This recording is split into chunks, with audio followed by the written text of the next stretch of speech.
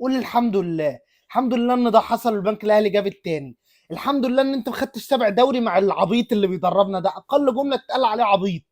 قول الحمد لله ان احنا اتعادلنا عشان يتضغط على مجلس اداره الزمالك عشان يمشي. هيجي حد يقول لي طب يا جماعه فسخ التعاقد يعني فلوس، يعني شرط جزائي، يعني محاكم. طب اعمل لك ايه؟ طيب يعني انت اللي بتقول ان بيسيرو يقعد لحد نهايه الكاس، انا اعمل لك ايه؟ انت راضي بحلقه الدم دي؟ ما انت اكيد مش زملكاوي اللي بيقول كده.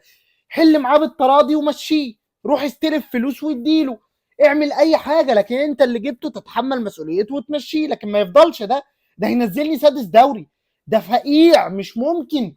لا لا، احنا نحافظ على بسيرو عشان بيراميدز في نهائي الكاس يدينا 4 بدل 3 الدور الاول، يدينا 4 بقى عشان الاستقرار يا جماعه، عشان احنا نادي شيك.